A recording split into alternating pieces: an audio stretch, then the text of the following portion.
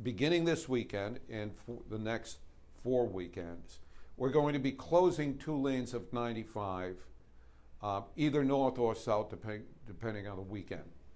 That means there will be restrictions to traffic in that area that will cause a slowdown. So we encourage everyone either to plan additional time into your daily activities if you're going to go by that. And if you can avoid it, it would be good to take detours. There will be detours, as you can see on this map. There will be detours that you can take on 295 if you're heading north or south on 95.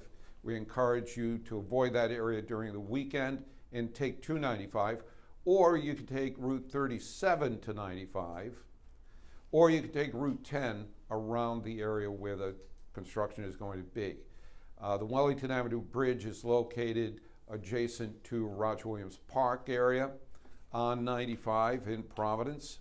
So if you can avoid that area in the weekend with your travels, that'll be great, and it'll also help our construction crews if there is less traffic. If you can't account in your travels for the additional time. During the week, all 4 lanes in both directions will be open to commuter traffic. So we'll reopen the lanes to commuter traffic for your commute to work.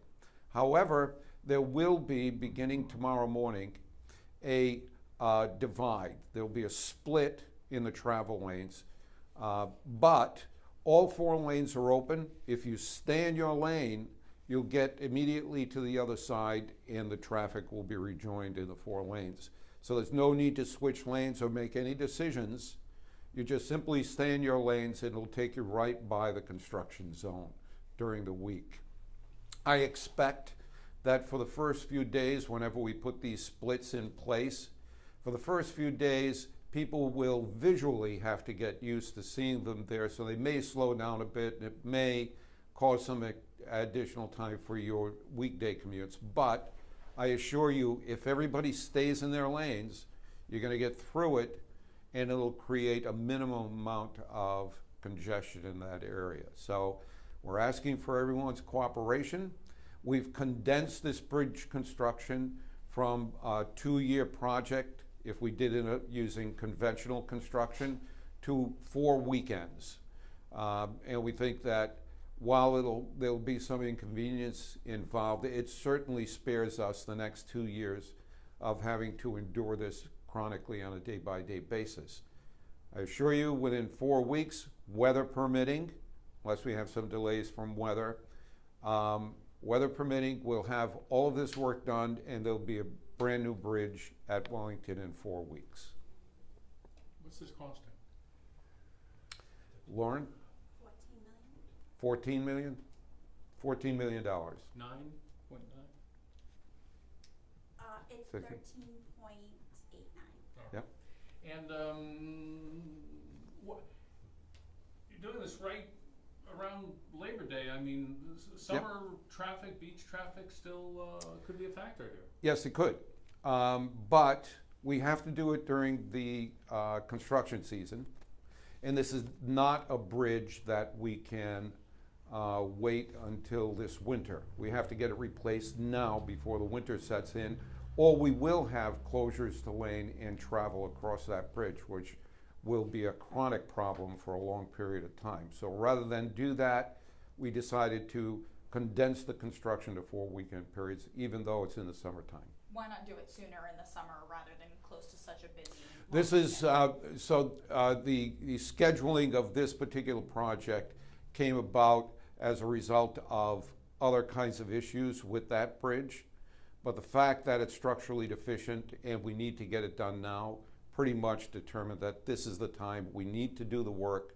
We need to get it fixed so that we have a new bridge in place and it's safe before the winter comes. What issues did you guys identify with the bridge? Why is it structurally deficient? There's a much like many of our other bridges, 27% 8 years ago of our bridges in Rhode Island were structurally deficient. All of the construction that you've seen in the last 8 years, including this bridge, has now brought us down to about 14 or 15%. Reduce the number of structurally deficient bridges. There's a variety of reasons that those several hundred bridges were structurally deficient, mostly because for decades they had been neglected or no construction had been done on them. Roadworks, our roadworks legislation 8 years ago, put us on a path to correcting this, and that's what we're doing. The particular deficiencies in this bridge are subject of our normal kinds of inspections that we do, and we could provide you with an inspection report on this bridge. So it's like rusty, crumbling cement? There's a whole list of deficiencies that add up to categorizing it as structurally deficient. And It's not a good condition. it's Labor Day weekend that it's not gonna close? You're not gonna have a closure on Labor Day? Is that? Yes, we are. We're having a closure on Labor Day weekend. One of the 4 weekends falls on Labor Day weekend. 4 through 8, no lane split, northbound, southbound. That's during the week. Oh. But there are going to be 2 weeks that we have the lane splits during the commute.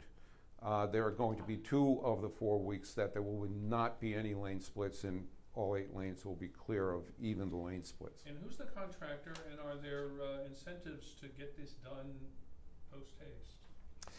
Yes, in both of those cases, yes. It's Aetna Bridge, which is one of our leading bridge contractors. Part of the competition and the selection of the contractor was the assurances that we have of them performing the work within those 4 weekends. The only condition that is an unforeseeable condition that's excusable is weather, of course. Tornadoes, say. Tornadoes, heavy rainfalls, those kinds of things. And so speaking of contractors, can you actually talk to us a little bit about the future of Carty Corp? Now, I know that we'd reported before that some of the financial issues they were facing and kind of how there were delays to projects like the Bristol Bridge as well as the bridge over in Route 37. So are there any updates on that? Yeah, Carty Corporation had nothing to do with this project at any time.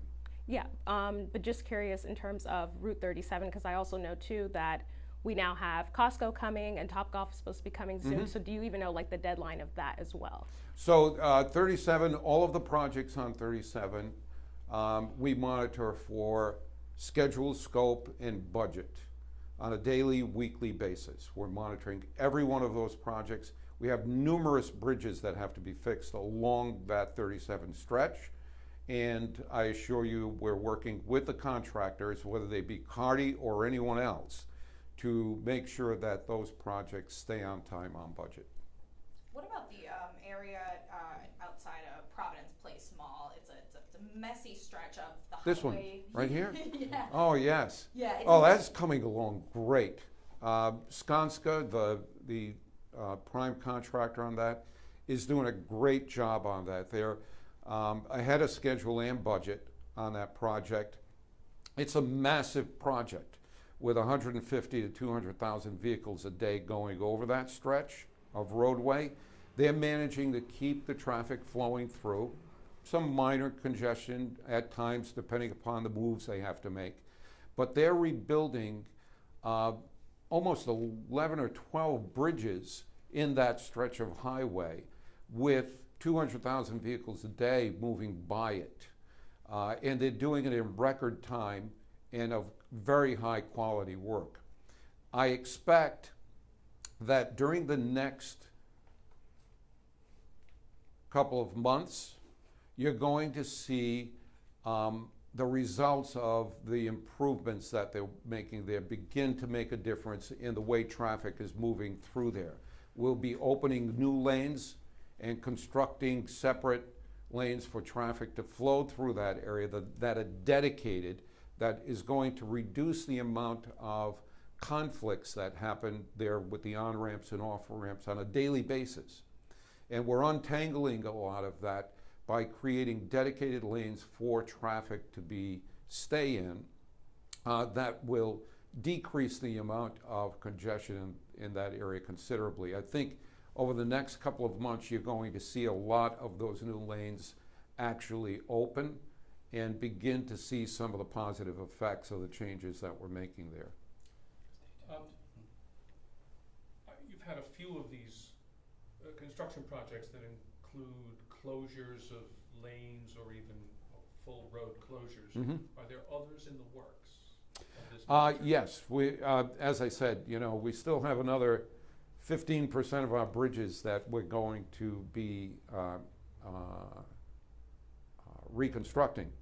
In our 10-year plan, we have some 700 projects during the next 10 years that are all slated to happen at particular times. And from time to time, we're going to stay on this reconstruction until we get the roads and bridges in Rhode Island in a state of good repair for what people deserve.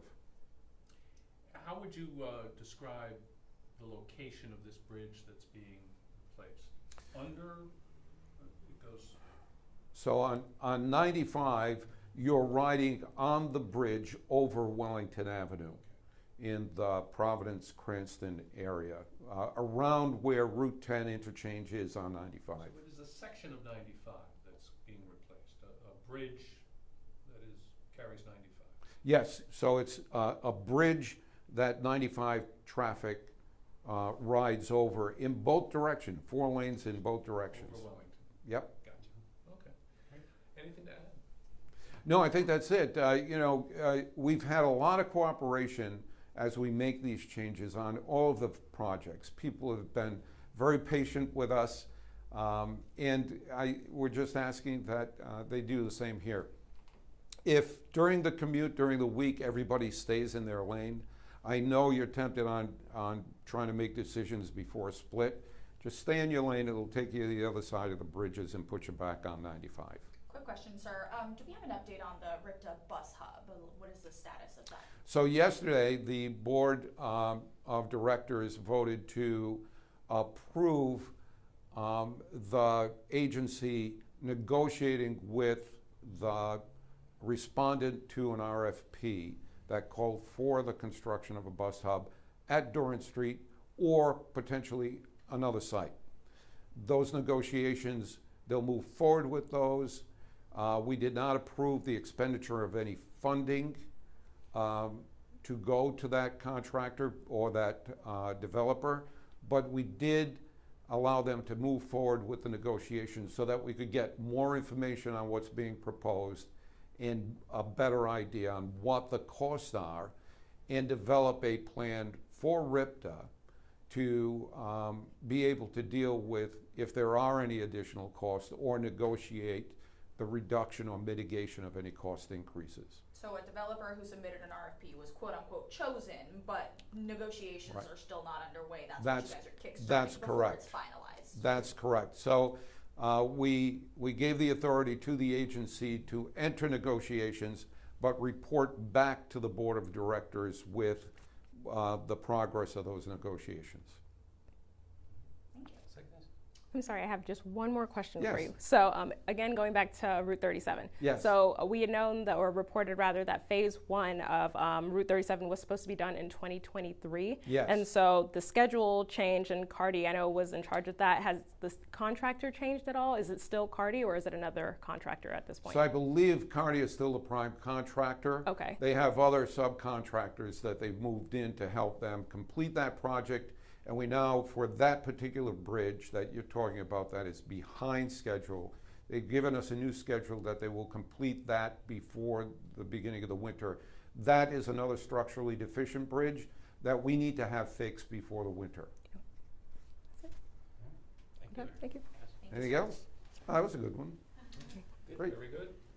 Torch is over. Channel Yeah. 10 is reconsidering its move to Cranston. What? Really? No, I'm kidding. They Oh, did. you're good. You're good. Do we need to build a new highway? Oh yeah, you want this back. Thank you, sir. Not that they're fixated on this. Party